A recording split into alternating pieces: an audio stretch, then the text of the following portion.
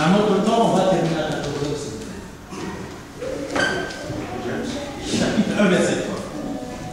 Ainsi dit le Seigneur. Amen. Sachant que le preuve de votre foi produit la patience. Ah non. Non, non, non. Jude, verset 3. C'est pas ça. Ah, c'est Jude qui en a parlé. Jude, verset 3. J'ai en effet éprouvé une très grande joie lorsque mes frères sont arrivés.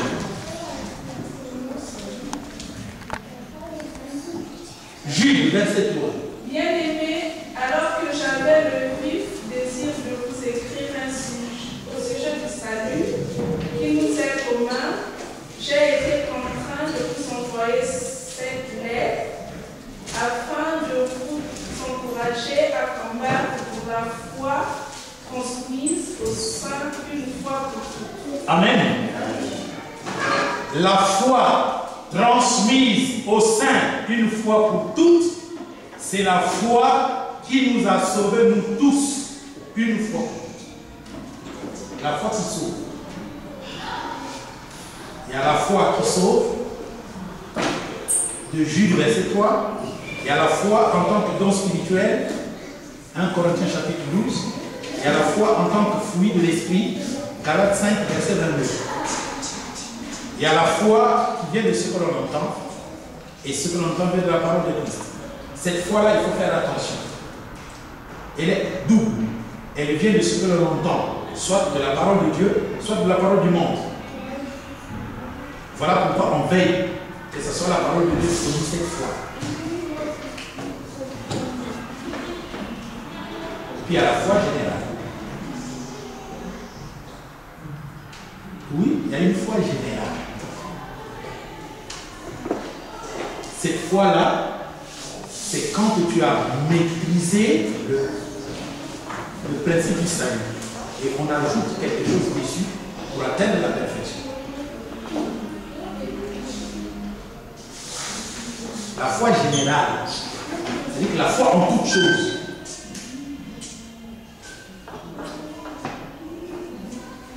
Oui, ma soeur.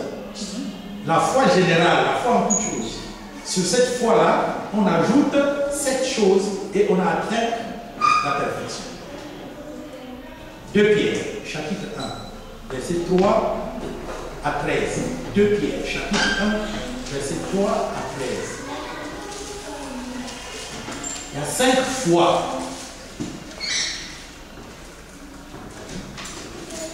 la foi en tant que don spirituel, la foi en tant que fruit de l'esprit, la foi du salut commun, la foi qui vient de ce que l'on entend, et la foi générale.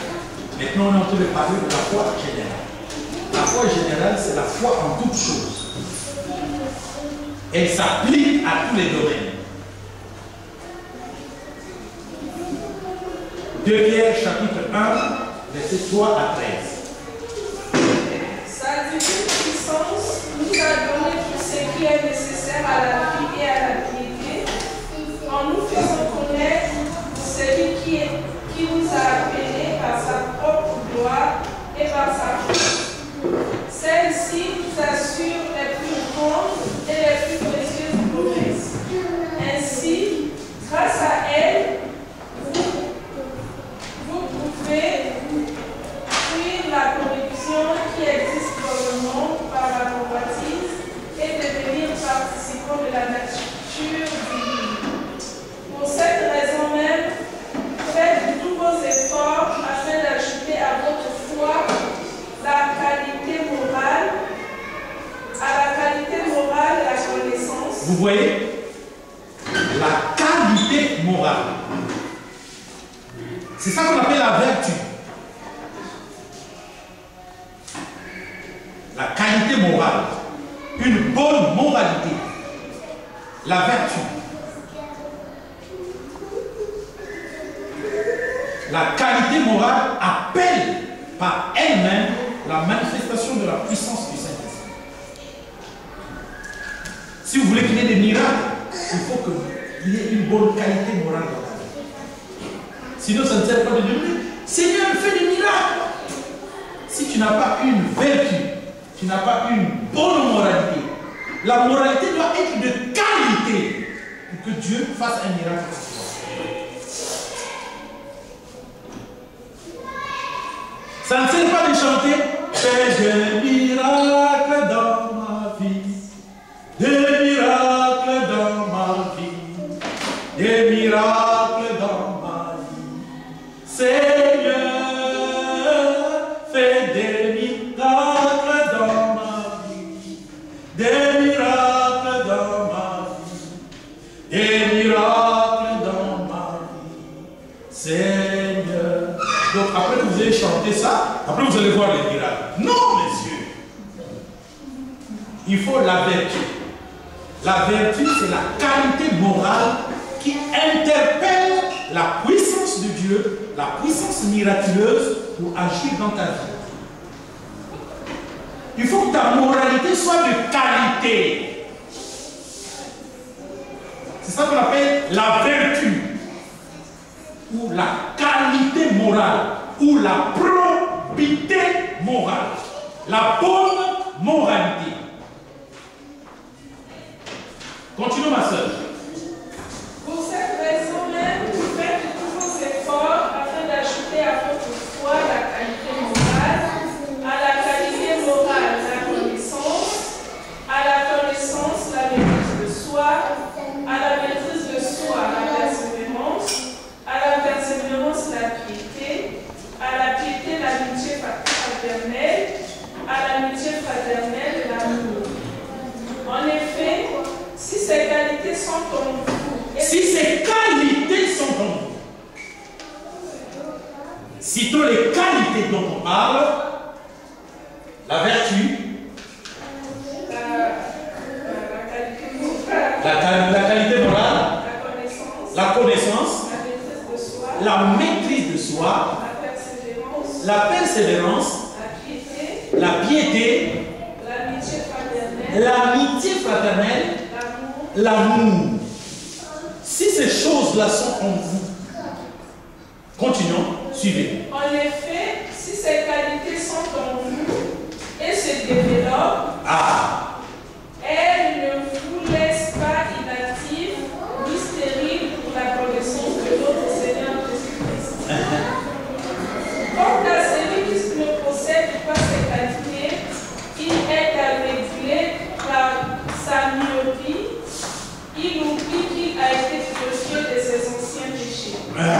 C'est pourquoi, frères et sœurs, appliquez-vous d'autant plus à affermir l'appel et le choix dont vous avez été l'objet. L'appel et le choix, la vocation, ça ne peut se développer que quand vous ajoutez à votre foi générale, c'est cette qualité-là. Continuons, ma soeur.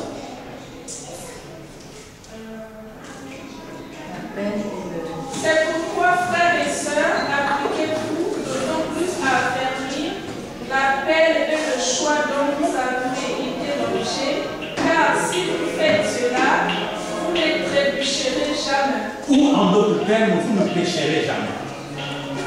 C'est ainsi en effet que l'entrée dans le royaume éternel de notre Seigneur, notre Sauveur Jésus-Christ, nous sera largement accordée. Voilà. On est une nouvelle créature. D'accord? Mais l'entrée dans le royaume éternel n'est possible qu'au prix de l'ajout sur la foi de ces 7 qualités. Donc la nouvelle naissance et l'entrée dans le royaume éternel, c'est deux choses différentes. L'entrée dans le royaume éternel, c'est la perfection, ou la troisième étape du salut. Je vous ai déjà parlé de ça. Les 3 étapes du salut. Quand on est de nouveau, on se développe dans l'église, on a fini de se développer. Bien aimé. Vous voyez comment il est important de connaître la parole. Hein? Frère, vous devez connaître la parole.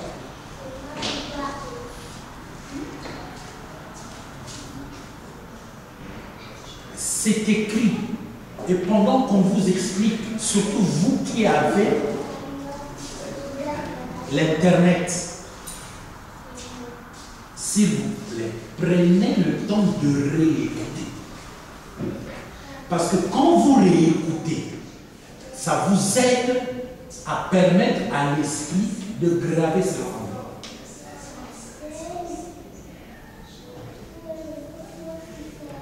Il faut beaucoup écouter.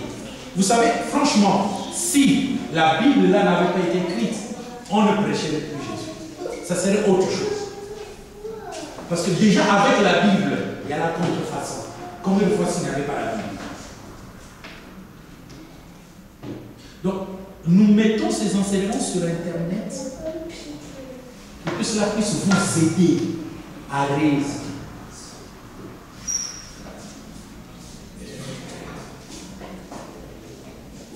Si vous trouvez que ce message est bon, frères et sœurs, travaillez pour l'épanouissement de ce message. Faites-le connaître à vos amis. C'est vrai qu'ils vont vous dire, mais oui, les églises, c'est la même chose. Dites-leur, c'est vrai que c'est la même chose, mais venez d'abord. Vous allez voir la différence. Fructifiez-vous, frères. Ne vous contentez pas seulement de ce nom. Agissez-vous aussi. Parlez de ce message. Dites, écoutez, viens sur notre YouTube. Envoyez des liens. Les liens, c'est beaucoup d'écrits, des chiffres qu'on met au point là. Prenez, donnez chez les autres, qu'ils suivent, qu'ils entendent eux aussi.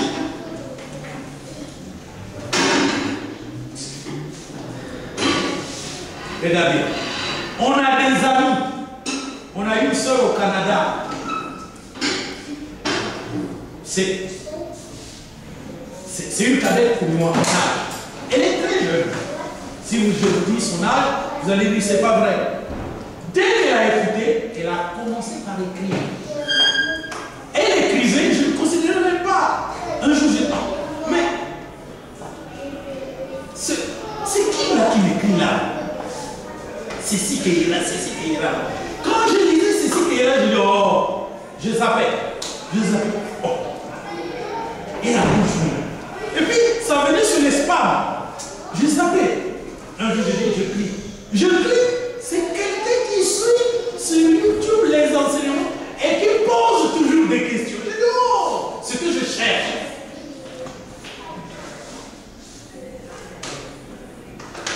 Et depuis, elle travaille à Montréal. Elle est en train de faire connaître Jésus-Christ de moi. La vraie et la fausse foi. Elle a abandonné ce qu'elle pensait faire. Aller faire des conférences en RDC pour le développement culturel et moral des uns des autres. Elle a abandonné, elle dit non, mais c'est ça ce que tu fais. Elle suit tous les enseignements et elle regroupe des gens pour que les gens suivent les enseignements. Très jeune. Même pas 23 ans. Elle regroupe les oncles, les amis. Elle regroupe. Donc, là, elle va entendre qu'on parle d'elle. Ça va l'encourager. Vous savez, la femme qui a versé le parfait de Grand Prix sur Jésus. Qu'est-ce que Jésus a dit? Partout où on prêchera l'évangile, on parlera d'elle. Mais mes frères, faites-vous violence. Faites connaître ce message. Ce que vous recevez, partagez avec les autres. Vous n'allez pas me dire que vous êtes des singletons. Vous avez des amis, des femmes. des maris, des enfants, des parents, mais parlez-leur de l'évangile. Qu'ils entendent ce que vous entendez.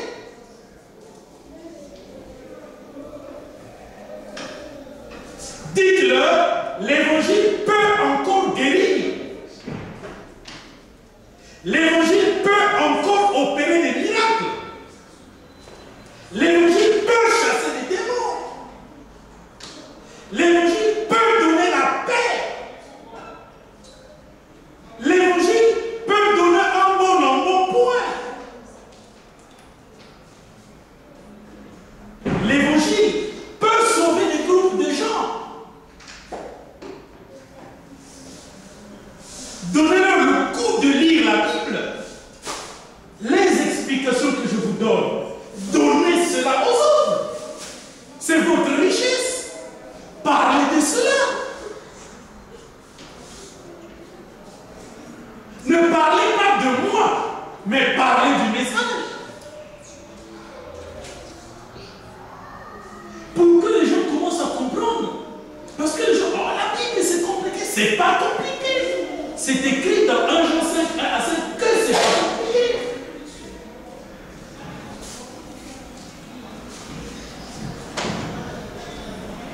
Réveillez le lion.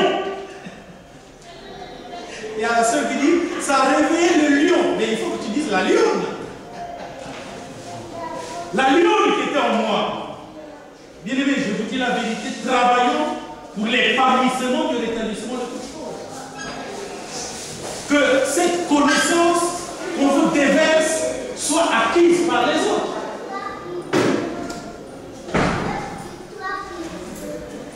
C'est ça l'œuvre de Dieu.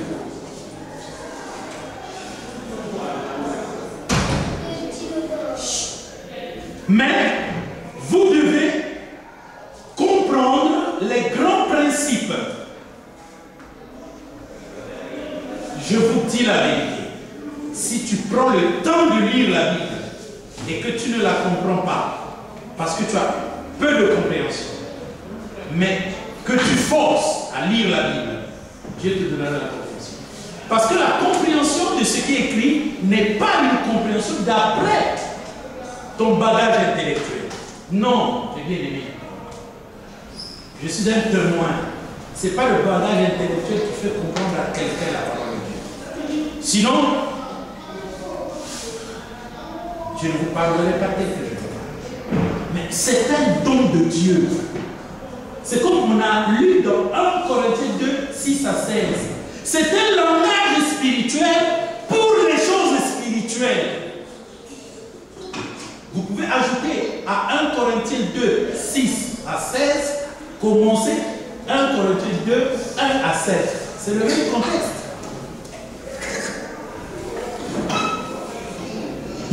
Forcez de lire.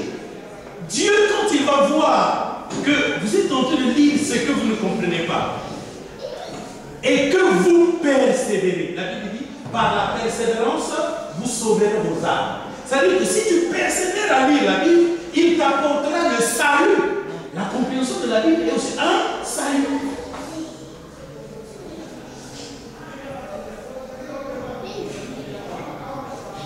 Ce que je vous apporte, je n'ai pas appris cela dans une université, non. C'est le fruit de la nouvelle naissance, frère.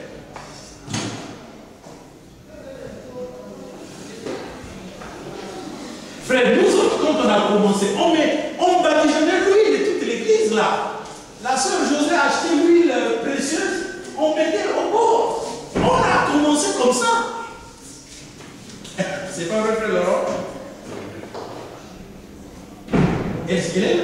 On a commencé comme ça. On pensait que non, il faut sanctifier. Là, on prie, on met l'huile, tu fais quoi? L'huile d'olive.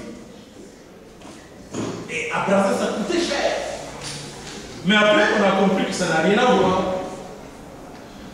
On a laissé. Pourtant, il y a bien des textes de la Bible. Je suis tombé sur un texte d'Ecclésiaste qui dit que qu'à chaque jour, tes vêtements soient blancs. Donc, il faut porter les vêtements blancs et que l'huile ne manque que sur ta tête. Donc, on doit toujours mettre l'huile sur la tête. C'est ça. Or, l'huile d'autre vallée, c'est l'onction spirituelle. Et les vêtements blancs, c'est la purité, le pardon. Et le pardon, nous l'avons reçu une fois pour toutes à la croix de Golgotha. Christ est mort pour nos péchés. Et nous sommes pardonnés une fois pour toutes. Pas deux fois. C'est merveilleux. Et il nous regarde au travers de ce qu'il a souffert à la croix. Parce que nous croyons en lui. Sa souffrance est de notre purification, notre sainteté, notre gloire.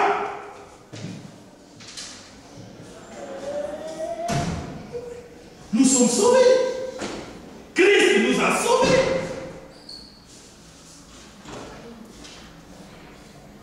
Que le Seigneur vous bénisse. Nous ne faisons que commencer. Autrement, je vous prierai d'arriver vraiment à temps. N'arrivez pas en retard. Parce que quand vous arrivez en retard, ça pousse à l'esprit de recommencer encore pour les retardataires. Arrivez à temps pour qu'on évolue. On est en train de parler du combat spirituel. Que Dieu vous bénisse. Prions le Seigneur. Notre Dieu, que ta parole soit gravée dans nos cœurs par ton Esprit Saint. Que ces paroles produisent des signes, des miracles, des prodiges, des guérisons. Que ces paroles distribuent les dons spirituels. Que cette parole fasse vivre le peuple de Dieu. Que la puissance de Dieu accompagne les uns et les autres. Que la parole domine sur notre vie. Que la parole produise les fruits dans tout ce qu'il entend. Que la parole de Dieu fasse comprendre à chacun de nous la gloire de Dieu. Que la parole produise la confiance. Et que la confiance se traduise normalement en puissance divine en faveur de celui qui croit. Que partout où cet évangile sera écouté, que la personne qui aura entendu ceci soit touchée par le Saint-Esprit et qu'elle vienne à Christ. Que la vie de Dieu lui soit fécondée et que la marque du Seigneur marque sa vie. Merci Père des cieux pour nous accorder tout ceci. Merci notre Dieu, parce que nous croyons que tu es là, en train d'agir en faveur de chacun de nous. Qu'il en soit ainsi, au nom de Jésus de Nazareth. Amen. Amen. Que le Seigneur vous bénisse.